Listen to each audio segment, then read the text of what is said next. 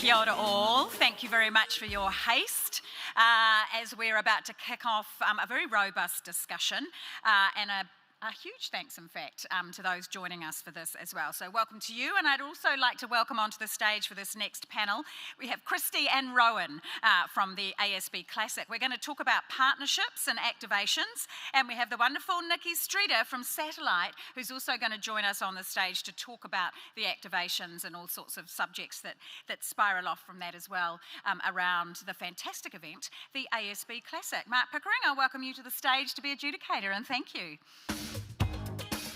I'm on my way, I'm making it.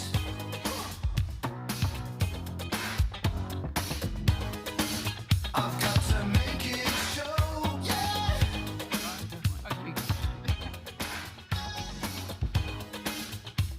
So much larger than life.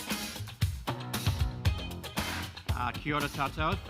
Hello and thanks for coming along. I think we're excited to have a little bit of a chat about what is one of Auckland and New Zealand's, I guess, most standout events on a regular basis in Auckland and does so much for the city. Working at Tātaki Auckland Unlimited, we measure all of the events that we support and we can see the benefit that the ASB Classic brings to the city and to New Zealand, whether that be visitation, Eyes on Auckland. It's such a great tournament to be part of.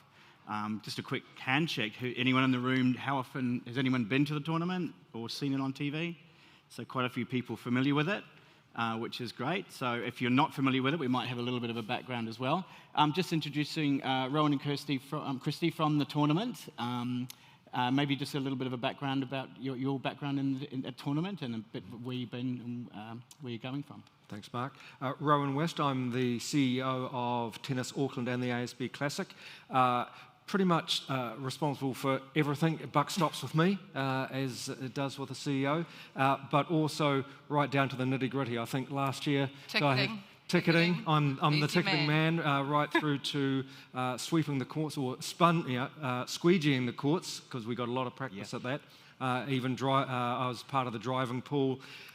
Part of sports is you just have to muck in and you get your hands dirty. You do what has to be done to get the job done, get the event. Everybody was out there with the towels. Oh, absolutely. So yeah, it's a fantastic event. This will be my second one in 2024. We're all reasonably new to the tournament, but it is a fantastic event, and we're so proud to be part of what we believe the best annual sports entertainment event in the New Zealand calendar. Hi, I'm Christy Austin. I'm the sponsorship manager. I started last year and I actually pretty much stalked Rowan, I think. You did? For the job. He didn't know I was coming, but there I was. I guess I've always loved the tournament. I first worked there when I was probably at university in the catering, in the kitchen, those chocolate dipped strawberries and cream that used to go out. And then I've always had a love of tennis, and when the tournament was coming back, I sort of felt like that's where I belonged, and so Rowan literally did get sort of tackled by me in the foyer of Next Gen, and I was like, hi, I'm the person who's been emailing you, and feel very grateful to be working there. Such a great team. We were all very new to it last year. It was exciting to have the tournament back, and it was a big learning curve, but a thoroughly enjoyable one. And I can tell you right now that Rowan is definitely the guy who is mucking in. One of my favourite moments was possibly in the thick of the tournament, and we all know about the rain that we had, and this elderly lady somehow found her way into our office, and Rowan had the time to take her through the seating plan and where her seat was and take her to her seat, and I was, that was true, everyone mucking in styles. That's the beauty of the event, really. It really is. Yeah. And I'd just like to introduce Nikki Streeter, who's a good friend of mine, as unfortunately John O'Ray from ASB can't make it. He's got the dreaded virus with the letter C that we're not allowed to talk about in events. But Nikki is from Satellite Media, who do most of the activation and sponsorship leverage work for ASB, as well as a number of partners, and has worked across the Classic for many, many years. So maybe a little bit of an intro from you, Nikki. Yes, thanks, guys. I'm Nikki. I'm the GM at Satellite. I've seen some of you over in the Future Trend Zone. We started in 2016 working for ASB but alongside the Classic, partly in the VIP hosting area, partly in the public area, and they kind of said right at the beginning, look, it's an amazing partnership, we've got our name all over it, but we want to take it even further. Can we identify ASB customers? Can we give them a better experience? We've got a bunch of challenges with VIP hosting, but we want to be the absolute best in the game at VIP hosting. And then can we do some real stretch stuff? Can we get the whole crowd doing a digital activation? Can we help with donations to our charity? And really over the years, I think it's 8 years now, we've kind of evolved it every year through mobile sites, through food and beverage ordering, through big game quizzes that the whole stadium played, through to putting questions into the mobile site. So when Serena, I act like I'm on first name terms with her, I'm not on first name terms with her, but when she came, we had the opportunity for people in the audience to put their questions into a press conference so that she could, and the kids were asking amazing questions, and it's grown every year. And it really is, for us, one of the best partnerships we work with ASB and with tennis. Rowan, just maybe as a bit of a background, particularly for the people who haven't been and haven't seen the tournament, maybe a little bit about the history of the tournament, a little bit of the background as to where it's from and where it's going, and your relationship with ASB. How did that all kick off? Absolutely. Well, I'll start with the relationship with ASB. Probably one of the longest relationships in terms of business and sport in the country. 1886 was the start of our relationship, when the Auckland Lawn Tennis Association was formed, and their very first and only bank in that entire 137 years has been ASB. Wow. Yeah, so quite remarkable. And then from a sponsorship perspective, probably started 87 when they took over naming rights to Stanley Street, and it became the ASB Tennis Centre at that stage, and then it's evolved to the ASB Tennis Arena. Then the event itself, their relationship started in 96 when they took over the sponsorship, naming rights sponsorship of the women's tournament from Nutrimatics, and then in 2016 took over the entire tournament, so Heineken stepped away from the men's tournament and become the Classic. To become the entire ASB Classic. So that's a little bit of a snapshot. The tournament itself started in 1956 as the Auckland International Invitational, and just developed and grew. And as the tours defined themselves, so the ATP became an entity, then the WTA became an entity, they became the standalone tournaments as part of the worldwide tours. So, yeah, that's a little bit of a background, but as I say, 1886, it's been an unbroken partnership since then. It's a long sport tournament, isn't it? Mm-hmm. Christy, what, from your perspective, working with ASB, what do you guys get out of that relationship? How does it work between the both of you? How does the symbiotic relationship work with your partner? Well, I think that's something I've really enjoyed. It's not so much we're the event and we're going to tell you how this goes. It's very much a collaborative team. It feels... and obviously the long-standing with relationship, it does feel like a family. I think we're very lucky to be working with such a great partner, but we also have great people there to work with, so it's not hard. So the relationship's easy, the communication flows well. We like to think we're always involving them in our next stage. It's not, we don't want to be going to them with any surprises. So I hope that we've achieved that relationship, and it's very respectful of each other, and it's very much a team mentality, which is fantastic. And it was really tested at the last tournament as well. Yeah, and of course during COVID, I think they were even supporting you and to keep the team on during COVID. ASB was still there, even though you lost a couple of years. They were still there, right, backing you all the way through, wasn't it? Yeah, absolutely. Incredible. So Nikki, as someone who works closely with ASB to leverage on site and to see the strategies that they bring, what are some of the great work that you've seen that ASB have done at the tournament and around the tournament to support them? I think they care very deeply about the event, and so they're always, it's never about can we get some data so we can send them some banking information, but they've got some very good insights into the event. So, you know, the specifics of the tennis are that you can't be getting up to get drinks the whole time with the players. So they were like, how could we help that flow? Could we put something into a mobile site where you could order drinks? And then, you know, it solves the queue at the barista, and it's a better customer experience. And I think the reason the digital activations work so well is they are committed to what is better for the event, what is better for the customer. And when you solve a logistics problem and there's a really nice slick flow, then it's just win-win. And then we can do some stuff that is just fun, like the games we had this year where can you hit a tennis ball into that's just the fun stuff. And on top of the solving of not the problems, but adding to the event, it just makes it work. Yeah, You know, I mean, the rain is the challenge, but the mobile site, we spend a lot of time communicating the rain or the change of play, but actually it's an information flow, and they can help facilitate that. So just jumping ahead around that, I mean, how do you guys work around some of those, intangibles that can happen? How do you keep the game in play? I mean, there were you guys can talk to it, but there were lots of great things happening, even though we did have the weather bomb. How do you get around it, and how do you work with your partners to ensure that the benefits are there for both partners?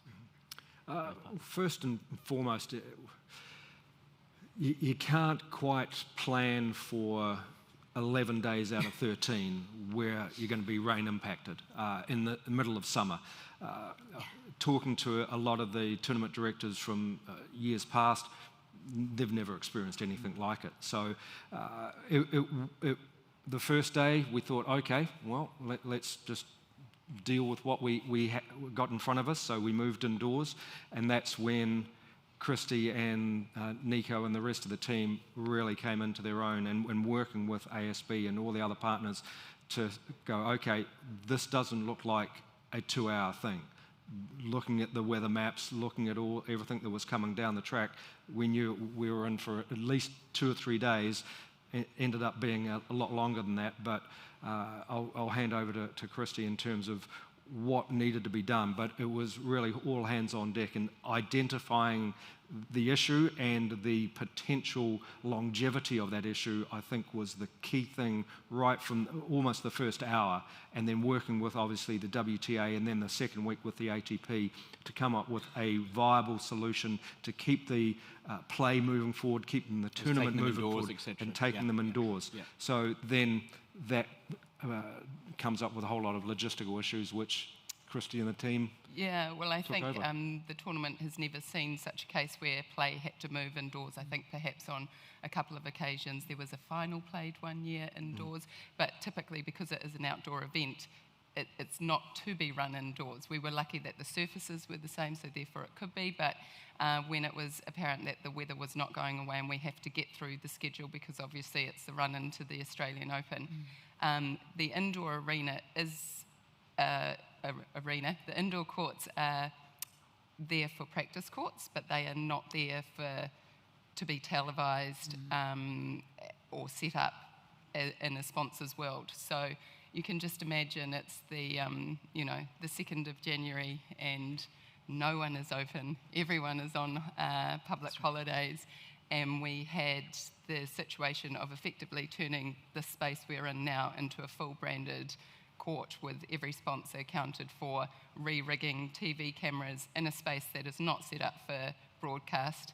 And our production team was actually, we use Cryonet who do a lot of the tours, but from Italy, so they've come all the way with the gear. So you're looking at more rigs, or we had the situation where we had to move all cameras from outdoor to indoor. Then you get the situation where the rain's gone, so you're moving it back. Oh no, but then the rain's back. So there was a lot of this to and back and forth, and even right down to the logistics of those player benches have to move, because those player benches cost a lot of money. There's only one set on centre court, but they have to be shown in this shot here. We had to rebrand Toblerones, we had to skin the entire indoors drape brand, and this is where ASB were just incredible. It certainly wasn't a case of we are the tournament, you are the sponsor. This was, we are all in this together.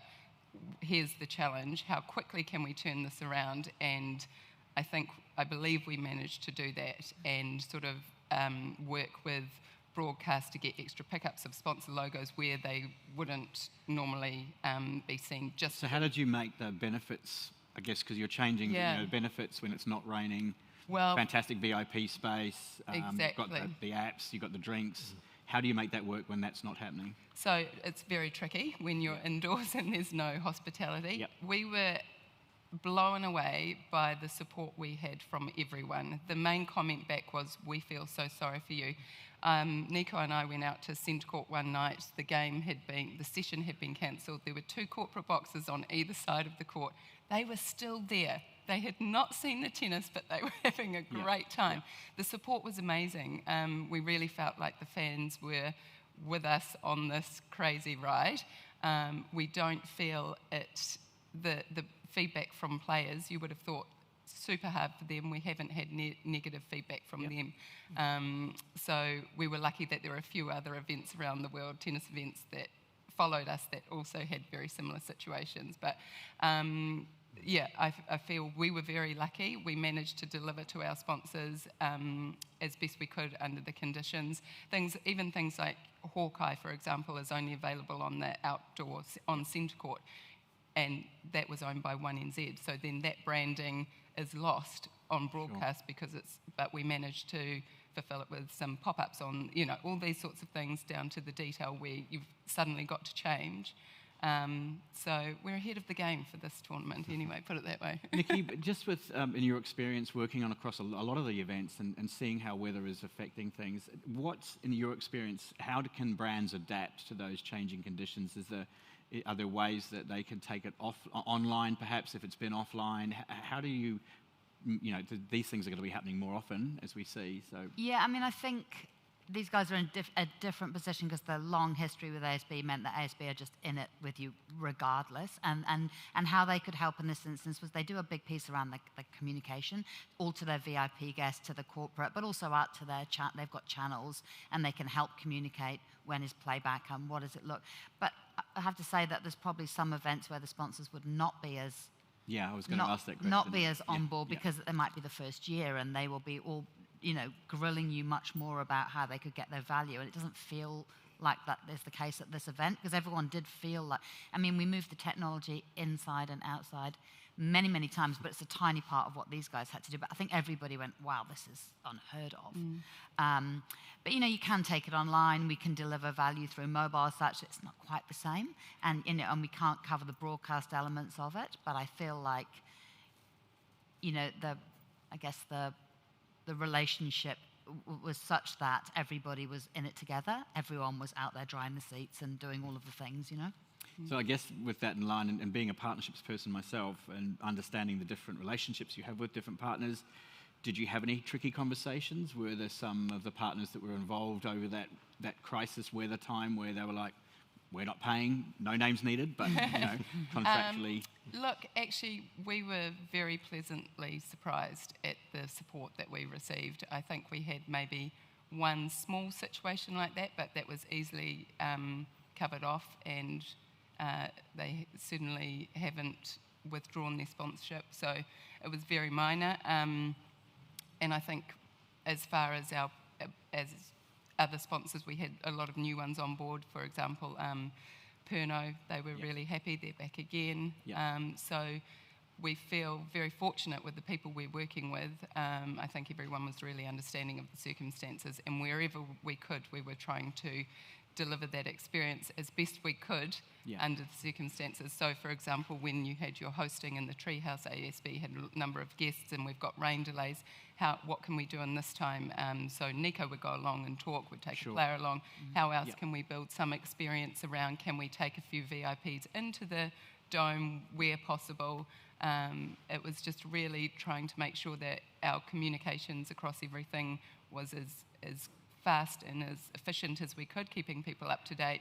Then how can we build on this with the fundraiser charity Youth Line? We had to cancel their main activity, which raises a lot, Lobo, which is everyone throws the tennis balls onto the tennis court, you buy the balls, and it's a great visual effect but also raises money.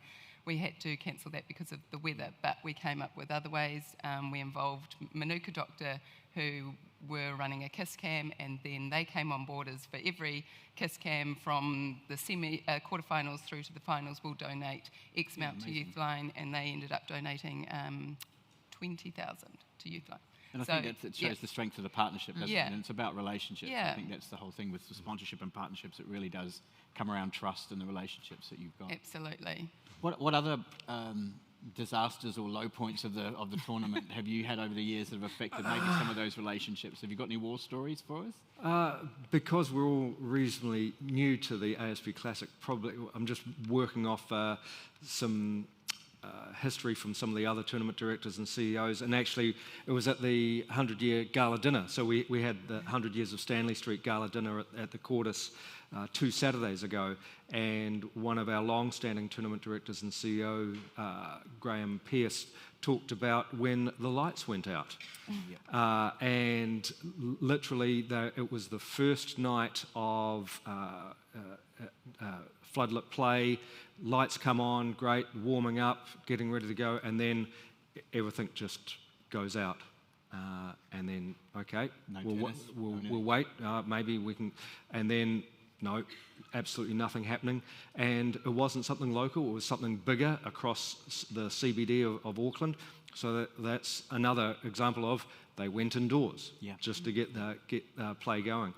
Another thing that happened, which is mind-blowing to me, they had a fire in, I don't know if people know the ASB Tennis Centre, there's our indoor dome at the back, 3 courts, and historically that was used for corporate hospitality and food and beverage. So lots of kitchen equipment, refrigerators, lots of kit there. And apparently something caught fire, and basically a significant fire broke out in that area, got put out, but the whole place was blackened with smoke damage, water damage, and that was in the evening. I think he said it was about, by the time the fire crews left, it was 11 p.m. and they were supposed to open at 10 a.m. the next morning for everybody to come in and start serving F&B.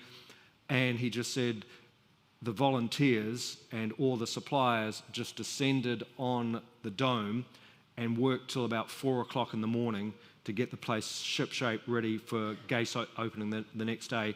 And apparently people came in and had no idea that there was a fire the night before.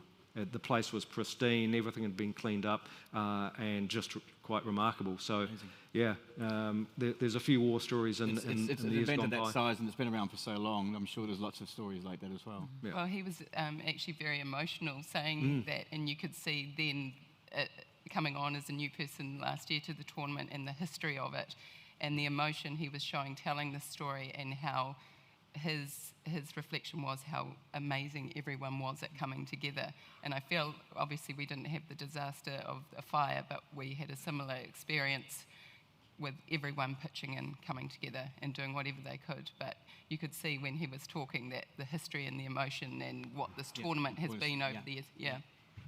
Nikki, just from a wider perspective across sponsors, what do they look for in an event like this, and with your clients and the many brands that you work with?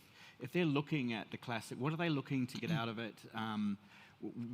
What other events maybe play in ASB space that you know of? I mean, there's obviously there's increasingly a data piece of work here. So who's coming? Are they our customers? Do they come back time and time again? And if we know they are our customers, can we deliver them a better experience? We do a whole lot of work with Spark at the arena and at music festivals, and they're always interested in, can we deliver a great experience, but can we deliver a better experience if you're a Spark customer? It might be an extra competition or just an extra VIP area, but can we find out who you are, and can we deliver you something based on that?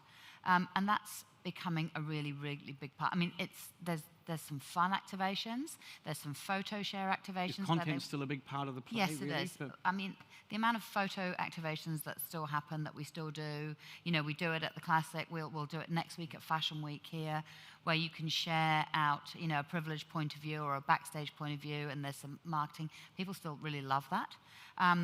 So it's really about delivering for their customers, once they've been identified, a better experience. And we can very often make sure that the event, we solve some logistical problems for the event as well. So it is kind of win-win. That's when it really works. Guys, what are some of the highs? What are some of the big successes you've had over the years, and whether that be working with the tournament? What are some of the big stories that have come out, particularly for the people who haven't been before? And what are some of those big brand successes maybe that you've seen, where you've seen some great stories or case studies out of? From my perspective, it's putting Auckland and New Zealand on the world stage, on the world map. with the quality of fields that we get at Auckland, and predominantly because they are lead-in tournaments to the Australian Open. And start of the season, everyone who is fit and available wants to play, and they're looking for opportunities. But that said, they can go to Australia, Yep. They can go to Singapore, they go to Asia, but they still want to come here, and there's probably 2-3 reasons for that. Number one, I think the quality of what we and our partners put on show and deliver to them as players. So what is it about that? Because it's quite amazing to see the high quality of players that every year the Classic brings. What is it about the event that's getting them here? I mean, I'd heard things about they love playing around the tree with the trees and the birds. So, Yep. What is it? It's an intimate stadium, absolutely no two ways about that. It's dedicated. A lot of venues you go to now around the world now are almost cookie cutter. They're purpose built for a lot of places will have some tennis courts, but the arena is built from scratch with a lot of temporary overlay. So it can be very antiseptic, and excuse me, and they don't get a good feel. Grab some water. Don't get a good feel for the city, the country, whereas here it really is. It's an intimate, well-established venue, as you say, surrounded by the trees, the domain. Does it's brand great. Auckland and brand New Zealand help with that? Is that something Absolutely. we're still playing on? Constantly get that from the players. Yeah. We love Auckland. We love New Zealand. We love the people. The way that we're treated is special. It feels like a mini Grand Slam. That's used a lot by agents and players, but they feel like they're treated very special here for a 250 event. Absolutely. And do you see that ongoing? Is that something that will be continuing to happen? It's our almost our unique selling proposition. Yep. If we ditch that, we are then in the mosh pit with everybody else in every other tournament, just probably competing on appearance fees, on prize money, on some of those other things that we're never going to compete with. Yep. So we've got to hold on to what's great about Aotearoa and us as people. If we give that up, we're in deep strife. So I think yesterday the major events, the panel we had here, the Women in Sport panel, were very much about for FIFA, for some of the international events that come here. It's definitely a big part of what we see as these events wanting to come here. Yep. What do you see as some of the threats, some of the challenges to the tournament moving forward? I mean, there's always the talk about we need a roof. Can it get any bigger? How do you build? I mean, there's been more stadia built, but what are the threats and challenges that could be coming up for the event? Yeah, I'll just touch on two and then hand over to the rest of the panel. Weather is one. Coming out from this year, I got in touch with a couple of senior people at the Met Service, and they just said, this is not an anomaly. You've got to start planning for this virtually every year. And if it's not rain, it'll be severe heat. So putting a roof on the arena, on centre court, is absolutely vital now. And also from a competitive perspective, if you look across the range of tournaments in the Australasian swing, only us and Hobart have their centre court not covered. Now, I don't know about you guys, but I don't think Tamaki Makaurau and Hobart go together. No, that's right. All right? I think we box better than that. So we as a city and we as a country and Tennis Auckland need to get that done to put ourselves on the same footing as a Brisbane, a Perth and Adelaide, because that's where I believe we need to be and we have to be. If we don't do that, we're going to be competitively disadvantaged. Would you lose that intimacy, do you think? I mean, it'll be what we're looking at as a fabric canopy type roof. Sure. I don't think so. We're going to make sure that all seats are covered, so everyone gets the advantage of being undercover. So you've got the sun protection and the rain protection. But I think without that, we're going to potentially go backwards. And the only other potential issue is what happens on tour with the WTA and ATP. That is completely outside of our control. We're working much more closely with Tennis Australia and the AO. in terms of having a combined Australasian voice with both of those tours. But at the end of the day, they are members' tours, and we are a member, but the bigger pool of members are the players. Yeah. And what the players want usually happens. Okay, that's good. So just, I guess, final question before I take questions from the floor, if there are any. My laptop, it's got to kind of switch itself off. But guys, what's the future for the tournament? I mean, obviously we talked about the roof. Sunshine. Yeah, okay. Yeah, well, hopefully we'll have that this year. Do you see it growing? You know, can you expand? Where are the opportunities for sponsors that you see to be part of the event as well? Well, we had a couple of new sponsors on last year, so I think it's growing those relationships further. It was because we were late to start last year. The tournament was back, and then it was a short run to the actual event. So we had sponsors on board, but they've had a year under their belt now, so they're seeing what the tournament's like, where they can find more value, where we can work together more. So I think it's sort of increasing the customer experience or the fan experience again, maintaining that level of talent that we're players coming over, so we remain to be an attractive event.